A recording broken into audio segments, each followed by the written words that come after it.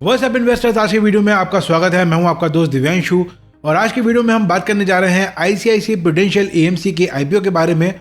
तो दोस्तों, ICICI prudential AMC का जो आईपीओ है वो काफ़ी बड़े साइज का आईपीओ होने वाला है। करीब 10,600 करोड़ का ये आईपीओ है और इस आईपीओ में खास बात यह है कि यहाँ पर आईसीआईसीआई बैंक के शेयर होल्डर के लिए एक कोटा रखा गया है।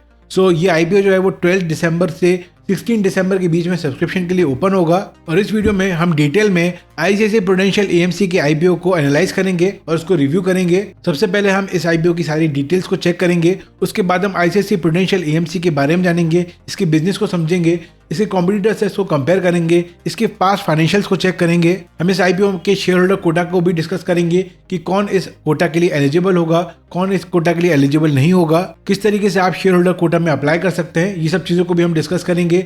इस आईपीओ का लेटेस्ट ग्रे मार्केट प्रीमियम को भी हम देखेंगे और इस आईपीओ और इस कंपनी के स्ट्रेंथ और वीकनेस पे भी बात करेंगे ताकि हम एनालाइज कर पाएं कि क्या हमें इस आईपीओ में अप्लाई करना है या इसको अवॉइड करना है। लेकिन वीडियो शुरू करने से पहले एक छोटी सी रिक्वेस्ट कि वीडियो को अभी से लाइक कर दीजिए और चैनल पर अगर आप पहली बार आए हैं तो चैनल को सब्सक्राइब कर लीजिए। तो चलिए बिना देर किए वीडियो को स्टार्ट करते हैं। तो सबसे पहले अगर हम आईपीओ की डिटेल्स को देखें तो 12 से 16 दिसंबर के बीच में आप इसमें अप्लाई कर पाएंगे।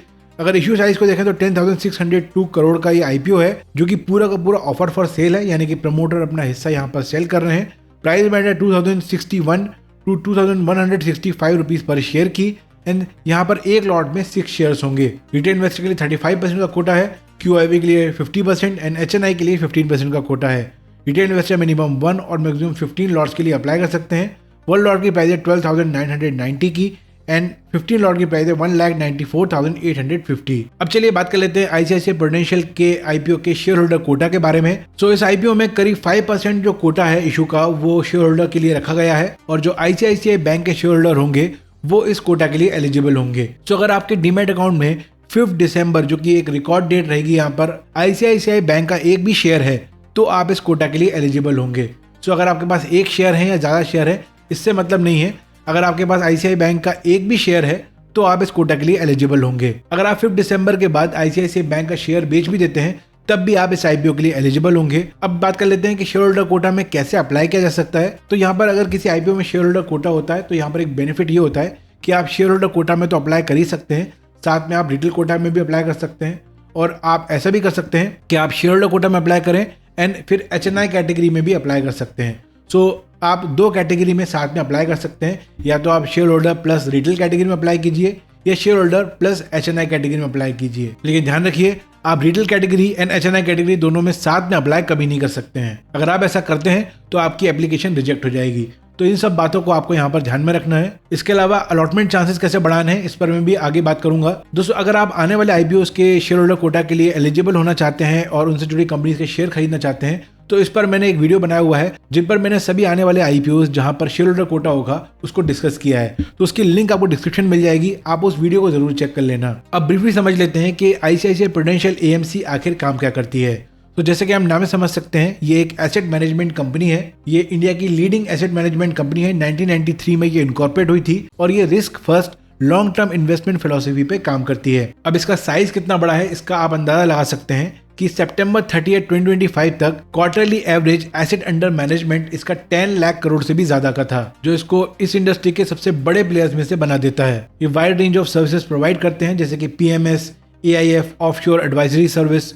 इसके अलावा ये लार्जेस्ट नंबर ऑफ स्कीम्स को मैनेज करते हैं। 143 स्कीम्स हैं इनकी, equity, debt, passive, fund of fund, liquid, overnight and arbitrage category में। इनके 272 ऑफिसेज हैं 23 स्टेट्स एंड 4 यूनियन टेरिटरीज में और एक स्ट्रॉन्ग पैन इंडिया प्रेजेंस है इस कंपनी की। अब ये सर्विसेज कौन सी प्रोवाइड करते हैं तो म्यूचुअल फंड बिजनेस है इनका जिसमें कई तरह की स्कीम्स चलती हैं। इसके अलावा पोर्टफोलियो मैनेजमेंट बिजनेस है and alternative investment fund business है। तो ये 3 तरह के सर्विसेज को प्रोवाइड करते हैं। इसके अलावा म्यूचुअल फंड इंडस्ट्री में हमें एक रिमार्केबल ग्रोथ देखने को मिली है।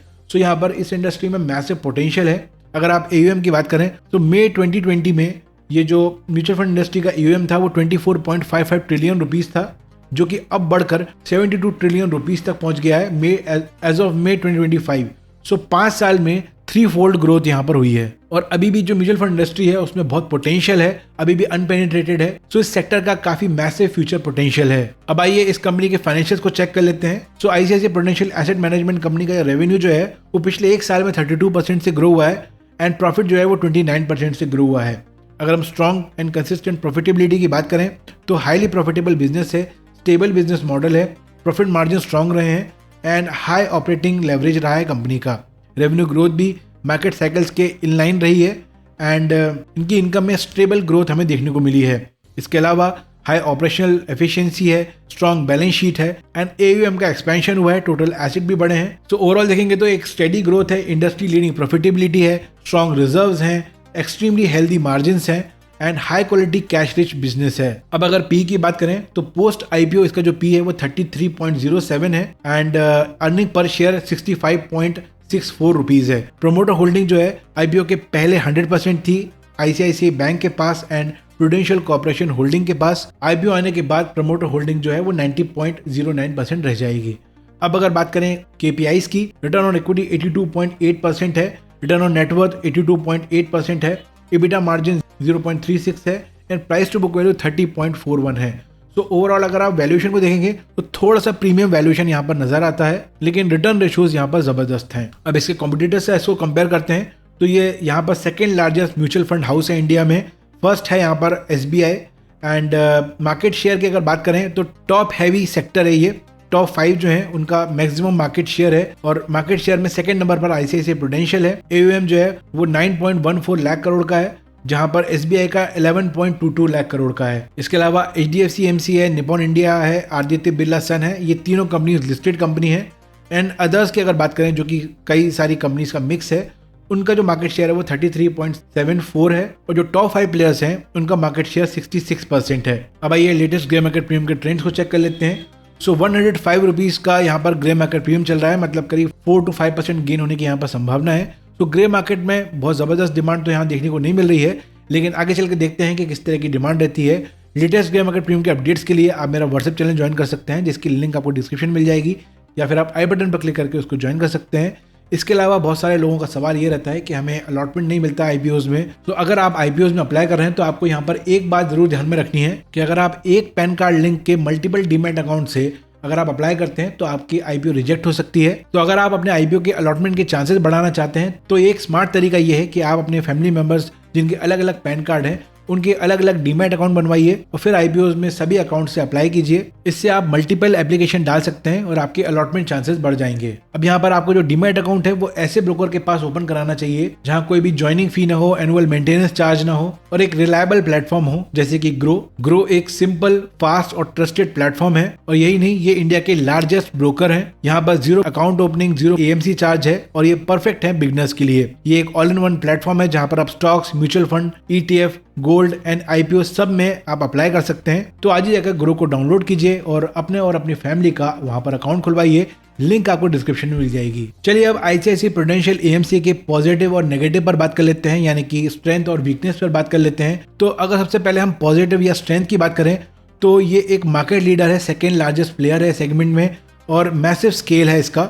अगर आप फाइनेंशियल को देखें तो एक्सेप्शनल प्रॉफिटेबिलिटी है, रेवेन्यू ग्रोथ अच्छी है, बैलेंस शीट क्लीन है और अगर आप देखेंगे रिटर्न रेशियोज तो अमंग द हाईएस्ट हैं ग्लोबली। इसका नियर 100% कैश कन्वर्जन है, स्ट्रॉन्ग कंसिस्टेंट ग्रोथ कंपनी देते हुए आ रही है, पावरफुल डिस्ट्रीब्यूशन नेटवर्क है और इसके अलावा सेक्टर टेलविंड के साथ है और जो सेक्टर है उसमें हाई पोटेंशियल है फ्यूचर ग्रोथ के लिए। तो ये सब यहाँ पर पॉजिटिव है। अगर नेगेटिव की बात करें तो एट्रिशन रेट यहाँ पर बहुत हाई है, एम्प्लॉय एट्रिशन यानी कि एम्प्लॉयज जो हैं वो इनके साथ छोड़ के चले जाते हैं, वो 26 से 33% है और ये एक बिगेस्ट रेड फ्लैग है इनके DRHP में। अगर ये फंड मैनेजर लूज करते हैं, डिस्ट्रीब्यूटर्स को लूज करते हैं तो इनकी परफॉर्मेंस में इसका असर पड़ सकता है। इसके अलावा मार्केट लिंक बिजनेस है, मार्केट अगर अच्छा परफॉर्म करता है तो ये अपने इन्वेस्टर्स को अच्छा रिटर्न जनरेट करके दे पाते हैं। अगर मार्केट अच्छा परफॉर्म नहीं करता है तो इन्वेस्टर इनको छोड़ के जा सकते हैं, तो ये एक मेजर रिस्क है। इसके अलावा कंपटीशन इस सेक्टर में जबरदस्त है, जियो ब्लैक रॉक के आने के बाद भी यहाँ पर कंपटीशन बढ़ा है, फिनटेक AMCs हैं। इसके अलावा पैसिव फंड जो है उसकी यहाँ पर ग्रोथ देखने को मिली है।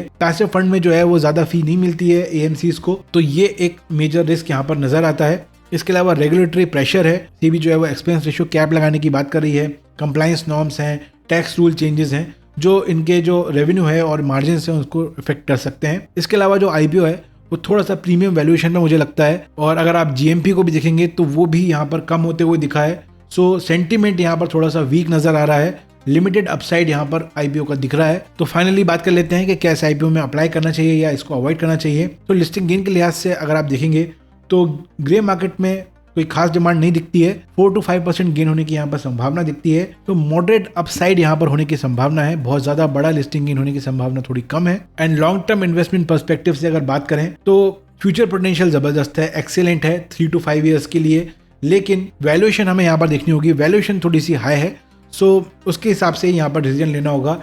मीडियम टू हाई रिस्क है लॉन्ग टर्म के हिसाब से। पर्सनली मैं अप्लाई करने वाला हूँ या अवॉइड करने वाला हूँ, तो दोस्तों लिस्टिंग इन के लिए यहाँ पर मुझे नहीं लगता कि बहुत ज़्यादा अपॉर्चुनिटी अच्छी है।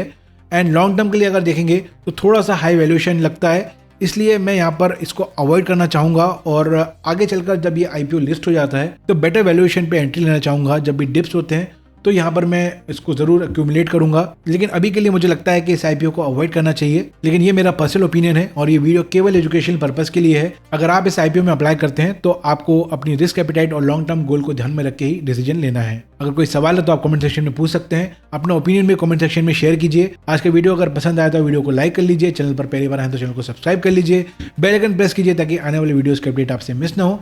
मैं मिलूंगा आपसे नेक्स्ट वीडियो में। Take care and have a great day.